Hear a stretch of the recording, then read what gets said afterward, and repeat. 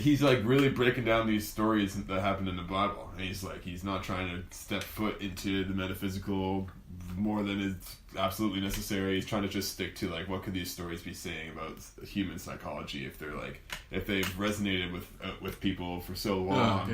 Maybe there's something to them. And he also has these cool like psychological breakdowns of movies like The Lion King and shit, which are actually kind of cool to watch. And then watching The Lion King after is like sick. It all makes sense. Even the little things you never fucking notice, or you find out why it always made sense. You know what I mean? It's like, why does this shit make sense? Yeah. Why is this story? Why is it one of the best movies ever made? You know. Yeah. So, anyways, some of the shit he points out is amazing. It's like one of the things is kind of like that. In these biblical stories, there are characters who take the path of blaming God, and nothing but horrible things happen. And then there's the people who like part of their oath with God is that they're the ones responsible. Like they have the free will to make their choices, and if you make the proper choices and you listen to your conscience or whatever, then things tend to go better.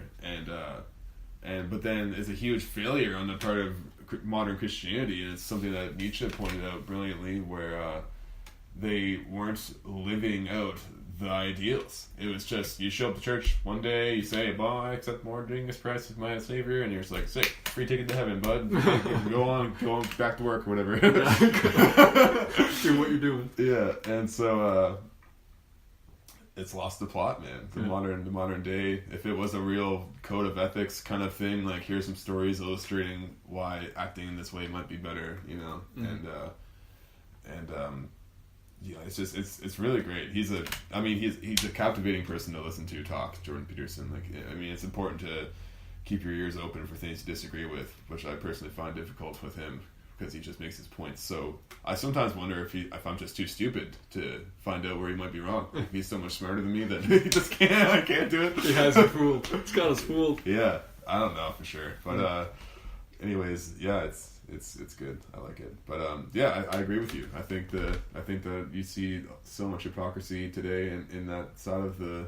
Yeah. On that side of things, it's like no wonder things like yoga and meditating are just filling the streets, because people are fucking desperately looking for that place where they get that meaning and that that ethic or something. I think it's definitely more productive to see yourself as being flawed, and I think it's quicker to rebuild yourself from that instead of just blaming God for anything.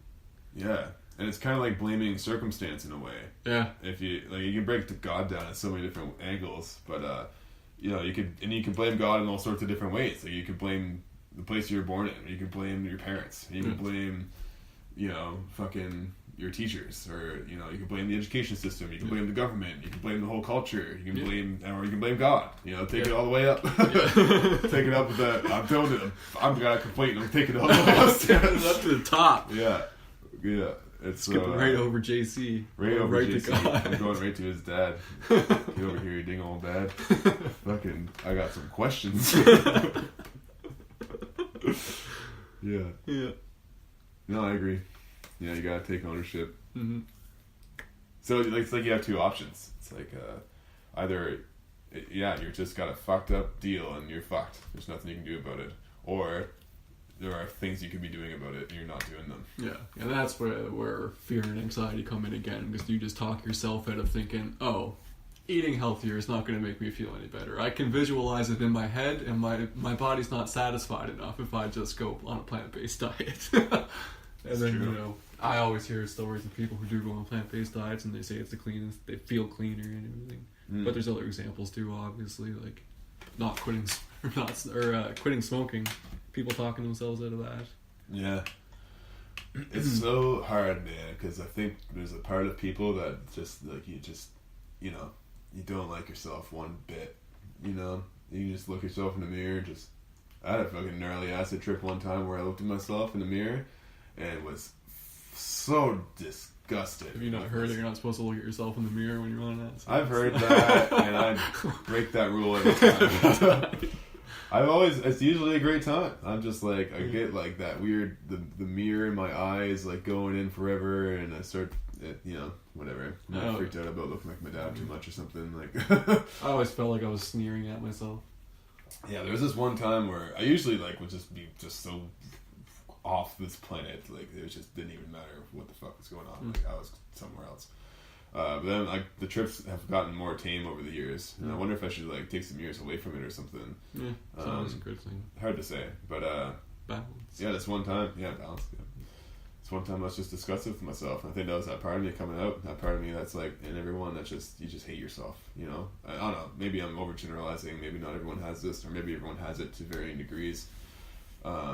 But I definitely happen to be a very self-deprecating person, and me too, buddy. so it's easy to talk yourself out of things. It's like, fuck it, you know, fuck it. Yeah. Fuck it, doesn't matter. Fuck it, doesn't matter. And it's just saying I don't matter. Just saying my life doesn't matter. How I feel day to day doesn't matter. I don't need to do anything about that. How much sleep I get doesn't matter because I don't matter. Nothing matters. And it's like that.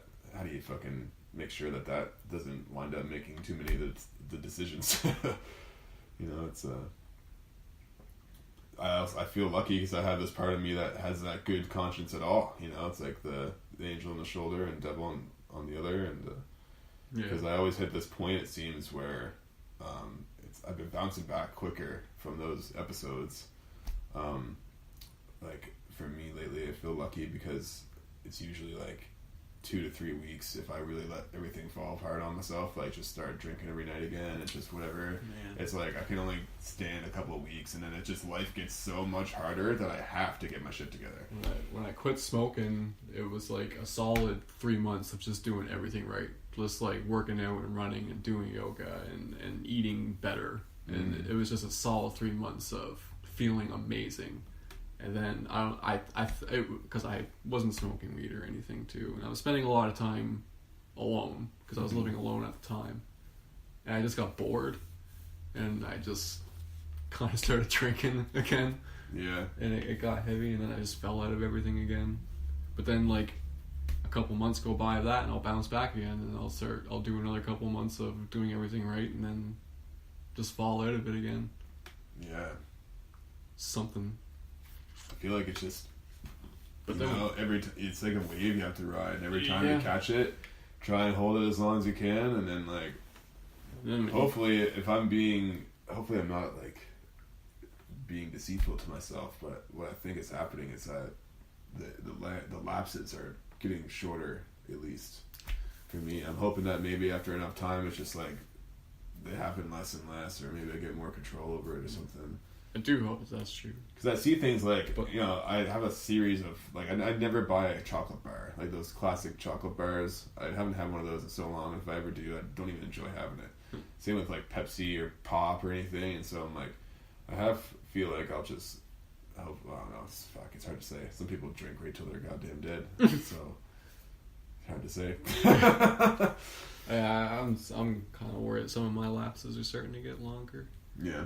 It's funny that you mentioned like Pepsi and chocolate bars. For the longest time, I wasn't really getting any either. Then when I met my last girlfriend, I just happened to go back into it. Yeah, the old chocolate bars. She's into it. I shouldn't say last girlfriend, current girlfriend, most recent time, but still current. Shit, she's gonna hear this. Oh God, I'll just fucking edit a fart over that. No, it's fine. She'll laugh. Great. Even better. Yeah, she drinks Pepsi like crazy. Yeah, I just started drinking it again. Had a sippy poo, and I was like, taste all these things that aren't good for me. Yeah, that's delicious. It's delicious. I've been bad with the fucking the packaged pepperonis, like the fucking. Me too, man. I've been going to the gas station all the time. Like, if I don't want to go home for lunch and make myself something, I'll go to the gas station and get 2 pepperonis and a Pepsi for lunch. Maybe a block of cheese. Fuck, and butter. I'm getting like a lot of heartburn. I have heartburn. I have heartburn like every day and acid reflux now. Oh, I'm getting old. Dude, I can't drink ciders anymore. I get heartburn after a sip. Oh man, there's all sorts of things that are falling off. Like I just like constantly have it now. That's rough. I can't live with that, man. It's bad. My mom and brother started taking some meds for it, but I don't really want to go down the road. I really want to tell myself, hey, this is like you can go the other way. You got a lifetime of heartburn, or you gotta go this other way. Yeah. You're gonna have literally not that. Ways been going. You want to have heartburn in that mix? Exactly. Oh. Jesus. Well, that's why there's truth to some of that shitty advice. Oh, yeah. Well, I mean, I think there's a lot of people that would... sorry, this was the point I was going to make about... so say it's like everyone needs to start doing yoga. It's like, maybe it's a little more complicated than that. Like, maybe everyone needs to find some way of getting into a flow state exercise thing. Yeah. Like, maybe mountain biking will do it. Or maybe fucking running. If you can just take up running, that'll just change someone's life. You know? Or, like, just going to the gym or whatever the fuck does it for you. MMA, yoga...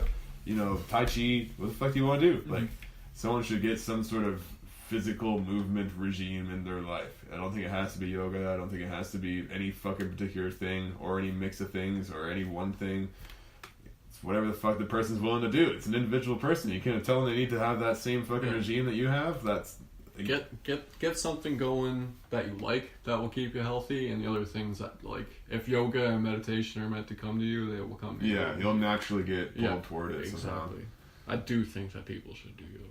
I think so too. I do yoga all the time. Yeah, I don't do it enough, so I won't preach something I don't practice. But when I do yoga do it, is very unique. Mm-hmm. It's like because for me, I do a number of physical things, and they all give me some kind of benefit that only that thing gives me in that way. Runner's high is definitely yeah. And like getting a good pump on, just like fucking doing a ton of push-ups and crunches and shit or whatever. It's like and just all that shit, it all does something different for you, and then they all start to kind of bleed into each other. For me, like, I like having a variety in my like exercise diet, so to speak. But yoga, the way that I feel after doing yoga is very unlike every other thing. It's very unique to yoga somehow, and can't make any sense of it. I won't even try and like talk in the way that the old yogis talk because I'm a Westerner. I have to be a scientist about it, don't I? So what happens is all your arteries open up and blood flows right good.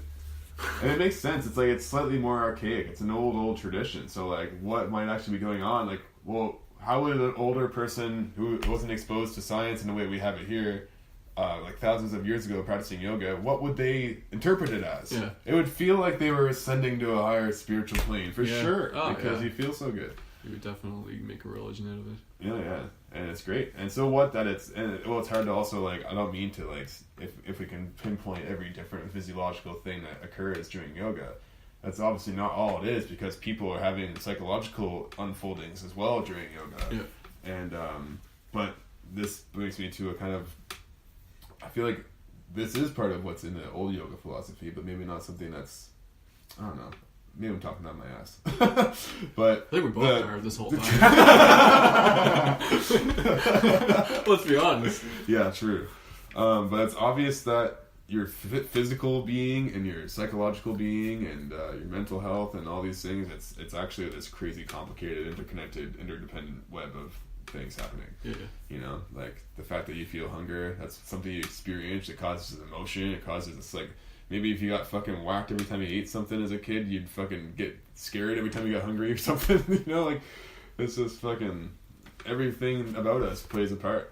Well, I mean, that's why we have dogs, because they got whacked every time they were hungry from us. Yeah. As wolves. Yeah, we're taking you fuckers out. Yeah.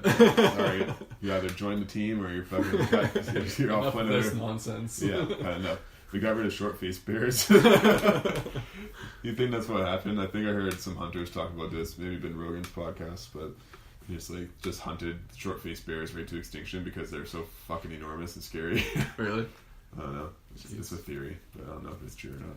It easily could be. Yeah, I wouldn't be surprised if somebody figured out it was. Those things were like, those things would make the biggest grizzly bears look tiny, or not tiny, but you know, smaller than that thing. You'd be like, wow, that thing's gonna lose to that thing. I think this is another theory that I also heard on the Rogan podcast, but I think this one's actually a more credible theory, that they think that maybe the existence of short-faced bears even prolonged people crossing that land bridge from Alaska and Russia. Yeah. Because who the fuck would go through that? Yeah. Tracking through the mountains in the snowy wintertime, and there's fucking 20-foot tall bears around trying to eat anything in sight. No wonder we have nightmares about monsters and shit. You know? It's still in our psyche. It's still scarred in there. Look out for these fucking things. Yeah. You're born dreaming of shit like that because it's out there. But we don't see it in the city. You don't get exposed to monsters like we would be. Well, imagine if all